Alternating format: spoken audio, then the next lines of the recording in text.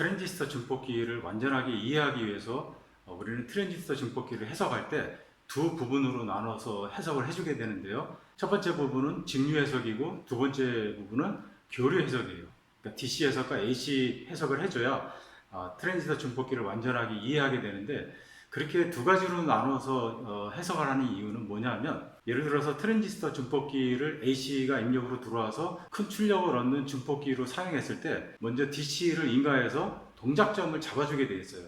DC를 먼저 이렇게 띄워준다고 해서, 띄워준다의 의미가 바이어스거든요. 그래서 그거를 바이어스를 걸어준다. 그 다음에 바이어스를 건 상태에서 입력으로 AC를 집어넣고 그 AC를 증폭하게 되는 거예요. 그 입력으로 들어오는 AC가 예를 들어서 우리 음성 같으면은 스피커를 통해서 이제 큰 소리로 나가게 되는데, 물론 앰프를 통해서 이제 증폭이 돼야 되겠죠. 근데 그런 역할을 트랜지스터 증폭기가 하게 된다는 거예요. 그래서 우리가 트랜지스터의 증폭기의 증폭기 기능을 이해하기 위해서, 완전하게 이해하기 위해서, 그 증폭의 본질을 이해하기 위해서는 직류 해석과 교류 해석을 해야 된다라고 하는 것.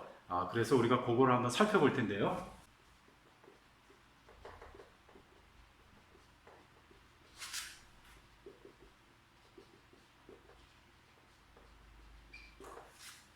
직류는 DC죠. 다이렉트 커런트. 교류는 AC. 그런데 직류 해석, 교류 해석을 책에 따라서 이거를 대신호 해석이라고 얘기하기도 해요. 대신호 해석. 교류 해석은 소신호 해석. 대신호 해석이라고 했을 때 대신호는 어떤 레벨을 기준으로 큰 건가, 그거를 알 수가 없어요. 그래서 대신호 해석, 소신호 해석 그랬을 때 우리가 그 범위를 좁혀서 생각을 해줘야 돼요. 그래서 대신호 해석이라고 하는 것, 트랜지스터에 있어서 대신호 해석은 DC를 얘기한다. 그 다음에 트랜지스터 증폭기에 있어서 소신호 해석은 AC 해석을 얘기한다. 교류 해석을 얘기하는 거죠. 근데 왜 그러냐면 교류라고 하는 것은 트랜지스터 증폭기 할 때 입력으로 들어가는 교류는 굉장히 작아요. 예를 들어서 전압으로 따지면 미리볼트 단위인데, 증폭을 하기 전에 미리 DC를 걸어주는 거, 바이어스를 걸어주는 거는 몇 볼트 단위예요. 그런 거로 봐서 입력으로 들어오는 교류에 비해서 직류 바이어스는 단위로 따지면 거의 1000배 가까이 되죠. 그 차이가. 트랜지스터 증폭기에서 DC는 대신호 해석이고, 트랜지스터가 입력이 들어와서, 교류가 들어와서 동작했을 때 그때 해석하는 것은 교류 해석 또는 소신호 해석이라고 얘기를 해줘요. 영어로 쓰면 우리가 구별을 쉽게 할 수 있게 하이픈을 찍어줘요. 예를 들어서 대신호 해석은 영어로 쓰면은 라지. 라지가 큰이죠. 그러니까 신호는 시그널. 시그널인데 여기다 하이픈을 찍어요. 라지 시그널이면은 대신호인데, 라지하고 시그널 사이에 하이픈이 들어갔기 때문에 이거는 트랜지스터에서의 DC를 말하는구나. 우리가 그걸 알 수 있어요. 소신호는 스몰 시그널이죠. 스몰 시그널. 일반적인 작은 신호하고 구별해주기 위해서 트랜지스터 증폭기에서의 작은 신호, 그러니까 교류 신호를 얘기하는 거죠. 그럴 때 여기다가 하이픈을 찍어줘요. 그래서 직류 해석이나 또 대신호 해석이나 라지 시그널 어널리시스나 같은 얘기예요. 또는 교류 해석이나 소신호 해석이나 스몰 시그널 어널리시스 같은 얘기예요. 또는 어떤 책에서는 교류 해석을 트랜지스터 앰플리파이어 어널리시스라고 해가지고 트랜지스터 증폭기 해석이라고 써주기도 해요. 그래서 여러분들이 이 두 개의 부분으로 해석을 해준다고 하는 것, DC, AC라고 하는 것, 이거를 여러분들이 염두에 둬야 트랜지스터를 공부할 때 내가 지금 DC 해석 부분을 공부하고 있구나, 또는 내가 AC 해석 부분을 공부하고 있구나, 그런 걸 알게 돼요. 그래서 우리가 트랜지스터 증폭기의 직류 해석은 많이 했어요. 예를 들어서 전압분배 회로라든가 그런 것들을 우리가 이제 해석을 했죠. 비교적 쉬워요. 세상의 모든 학문이 다 비슷해요. 움직이지 않는 것, 정적인 것을 해석할 때는 상대적으로 그렇게 어렵지 않아요. 그런데 움직이는 것을 해석한다, 이런 거는 좀 상당히 어려워요. 그래서 우리는 직류 해석을 했기 때문에 이제 트랜지스터 증폭기의 교류 해석을 하는데, 교류 해석을 할 때 우리가 교과서에서 많이 본 모델들이 있어요. 들은 사람도 있을 텐데, 예를 들어서 T 모델이라고 하는 게 있어요. T 모델.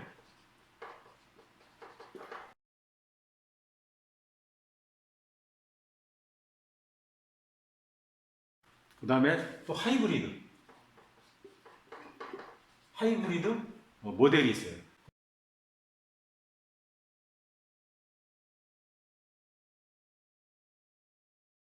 그 다음에 하이브리드 파이 모델이 있어요.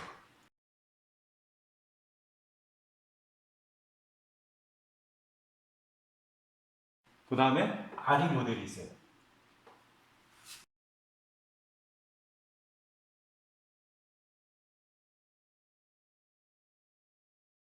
우리가 이제 앞으로 할 것, 그것만 추려서 이제 얘기를 해보자고요. 그런데 이렇게 모델들이 왜 이렇게 많냐? 많은 이유가 있어요. 이제 트랜지스터가 1948년도에 벨랩에서 이제 개발이 됐었죠. 그 이후로 트랜지스터를 어떻게 하면 우리가 쉽게 이해하느냐? 그거를 모델링해서 이제 이해하고자 하는 이제 그런 노력들이 있었어요. 그 발전 과정에 있어서 그 모델들을 쓰다 보니까 그 잔재들이 남아가지고 지금도 그것이 쓰여지는 것도 있고, 그 다음에 데이터 시트에 어떤 발자취처럼 남아있는 것들이 있어요. 트랜지스터 증폭기를 해석할 때 T모델을 요새는 많이 사용하지 않지만 교과서에는 이런 것들이 나올 수가 있어요. 그래서 여러분들이 좀 알아둬야 될 것 같고요. 그 다음에 하이브리드 모델 같은 경우는 이게 초창기에 쓰였던 모델인데 지금은 많이 쓰이진 않는데, 그렇지만 데이터 시트에 보면 하이브리드 모델의 파라메타들, 그런 것들이 좀 나오는 데가 있어요. 그래서 여러분들이 하이브리드 모델을 알 필요가 있겠죠. 자, 그런데 트랜지스터 증폭기를 해석을 할 때, AC 해석을 할 때 이게 또 주파수별로 어떤 모델은 잘 들어맞고 어떤 모델은 잘 들어맞지 않고 이런 게 있어요. 예를 들어서 하이브리드 모델은 초창기 모델인데 이거는 AC 해석을 할 때 교류 주파수가 낮은 거에 이게 적용이 되는 거예요. 그래서 저주파, 교류 해석을 하는데 저주파에 사용된다. 그래서 하이브리드 모델에서 좀 발전된 게 뭐냐면 하이브리드 파이 모델하고 RE 모델이 있는데, 주로 RE 모델을 우리가 이제 설명을 할 건데 나머지 T 모델이나 하이브리드 모델이나 하이브리드 파이 모델도 언급을 할 거예요. 자, 그런데 하이브리드 파이 모델 같은 경우는 AC 해석을 하는데 고주파일 경우,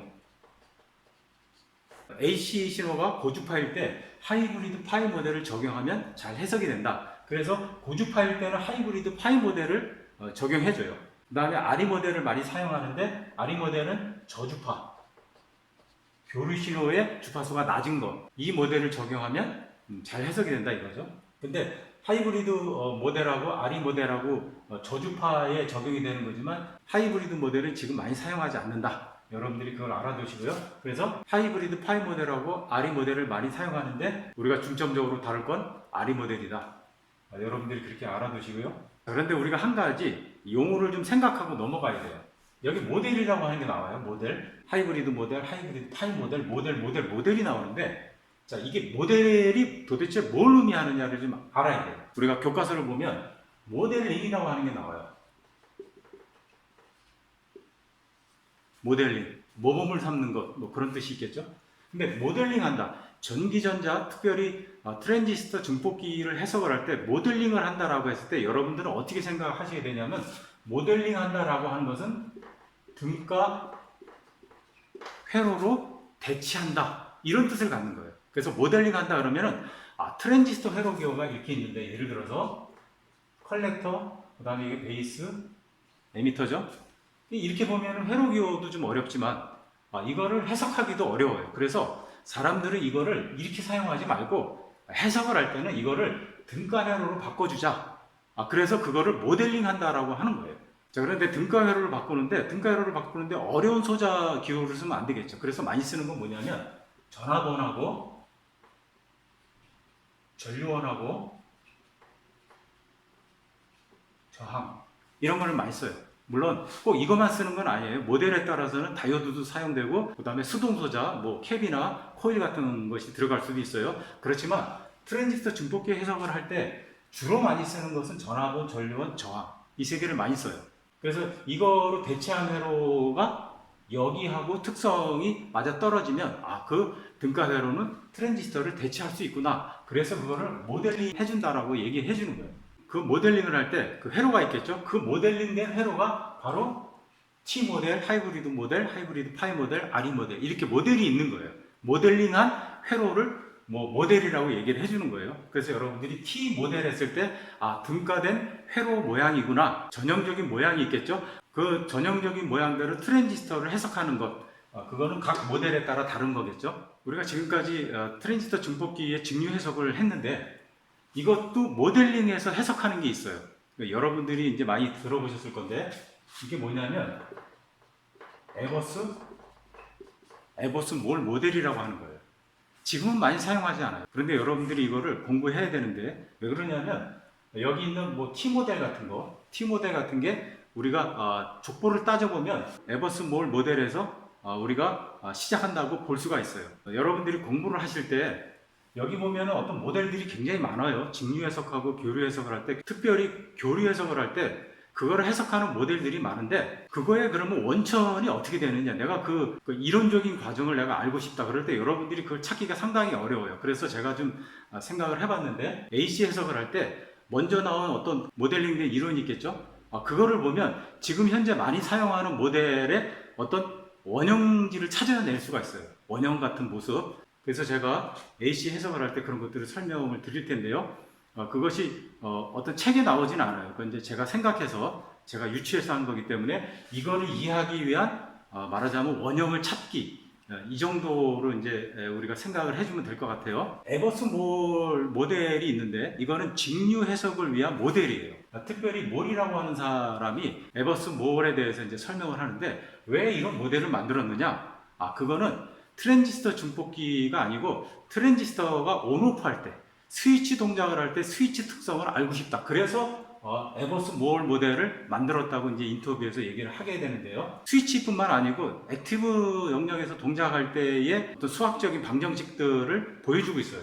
그래서 에버스 몰 모델이 스위치만 설명하기 위해서 있는 건 아니다. 우리가 이렇게 생각하면 되고요. 그렇지만 스위치에 특화돼서 우리가 그거를 더 볼 수 있다. 그래서 스위치에 특화된 거기 때문에 디지털적으로 동작할 때 에버스 몰 모델을 적용한다. 이제 그렇게 얘기하게 되는 이유가 되는 거예요. 에버스 몰 모델을 공부하신 분들이 있겠지만 에버스 몰 모델의 방정식이 상당히 복잡해요. 수학적으로 트랜지스터가 스위치 동작을 어떻게 하느냐를 보여주고 있는데 방정식으로. 근데 그 수학적인 방정식이 겉보기에는 굉장히 복잡하게 보이지만 우리가 한 가지 정도, 예를 들어서 쇼클리 다이오드 방정식만 알면 그렇게 뭐 어렵지는 않은 거예요. 여러분들이 쇼클리 다이오드 방정식 제 강의가 있으니까 그걸 참고로 하시고요. 그것만 알면 에버스 몰 모델이 복잡하게 수학식으로 써져 있지만은 그게 하나로 귀착이 되는데 그거는 쇼클리 다이오드 방정식이다. 그것만 알면 에버스 몰 모델 해석하는 거는 그렇게 어렵지가 않아요. 그래서 직류 해석에서는 에버스 몰 모델을 좀 먼저 하고요. 그 다음에 교류 해석에서 나머지 모델을 설명하는 시간들을 갖도록 하겠습니다.